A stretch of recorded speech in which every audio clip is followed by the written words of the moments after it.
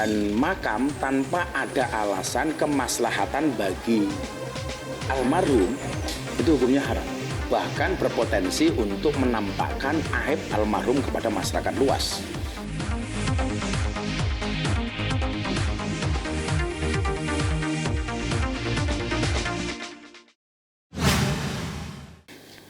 Pendapat kita itu kan berdasarkan hadis dan berdasarkan pendapat imam madhab bahwa pemindahan makam tanpa ada alasan kemaslahatan bagi almarhum itu hukumnya haram.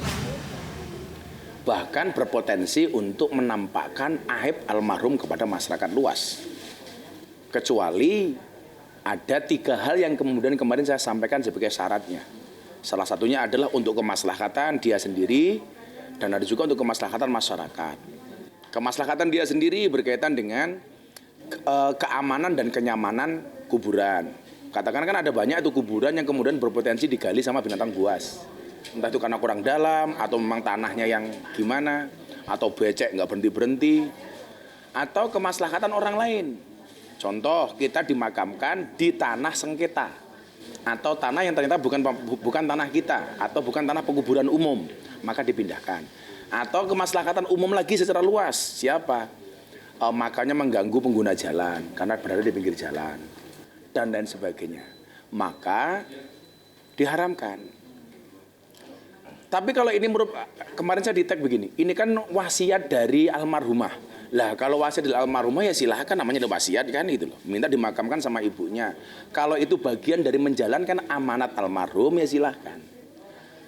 Bener gak ini wasiat? Kalau emang bener-bener wasiat, ya mau dipindahkan tentunya dengan menjaga kehormatan almarhumah. Ini saya pikir gak ada masalah. Tapi saya juga belum tahu apakah bener ini ada wasiat dari almarhum atau tidak. Kalau ngomong miris kan dari awal sampai sekarang miris terus beritanya, ya kan? Nggak pernah beres-beres itu. Soal hak asuh lah, soal warisan lah, soal kemudian justru ada keluarga sendiri yang mengungkap aib almarhumah lah gitu.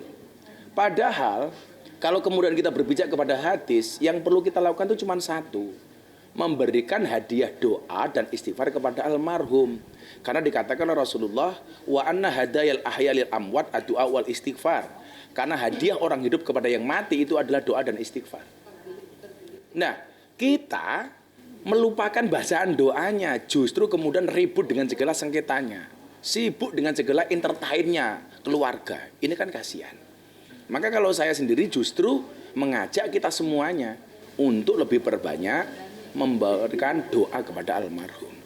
Kalau ngomong miris ya miris banget lah. Bahkan tanahnya belum kering sudah ngomong yang lain-lain. Ada upaya-upaya mengungkap aib almarhum. Kan nggak bijak. Nah, inilah yang kemudian seharusnya dilihat. Kemarin kan saya sampaikan, klausul administrasi hukum normatif dan hukum negara itu susah dan tidak gampang. Inilah. Jadi tidak serta-merta makam itu bisa dipindahkan. Ada klausulnya dan ini tidak mudah untuk dipenuhi. Nah, kalau kemudian ada wasiat itu bertentangan dengan agama, tentunya wasiat itu tidak boleh untuk dijalankan. Kalau bertentangan dengan hukum agama. Bagaimana kalau bertentangan dengan hukum negara? Ya tentunya dipenuhi. Katakanlah ada nggak aturan yang menyatakan boleh pindah makam? Kalau toh boleh, berapa lama? Apakah setahun, 2 tahun, 3 tahun baru boleh dipindah atau seperti apa? Tapi kalau pandangan agama sudah saya sampaikan kemarin itu. Saya bertanya kepada teman-teman saya yang ngurusi pemakaman, boleh nggak? Itu prosesnya susah, Gus, repot gitu. Jadi saya udah telepon sama teman-teman saya yang biasa ngurusi pemakaman bahwa memindahkan makam, jangankan hukum agama, hukum negara aja loh itu susah. Hukum normatif susah. Tapi kalau kemudian berbohong atas nama almarhum, itu juga besar lagi dosanya itu. Orang mati aja masih ditipu. Kan kasihan. Ya. Kalau kemarin kan juga bukan bencana tapi kecelakaan.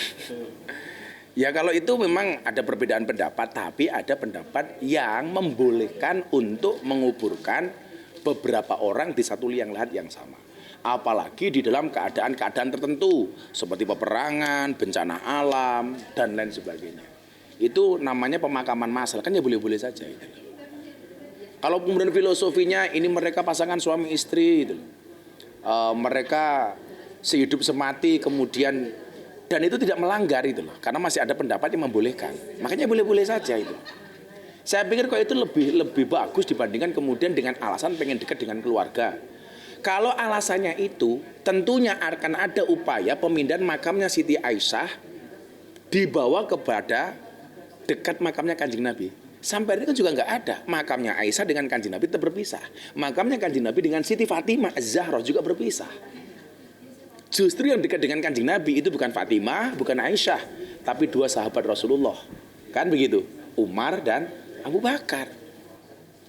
Yang lain di luar semua.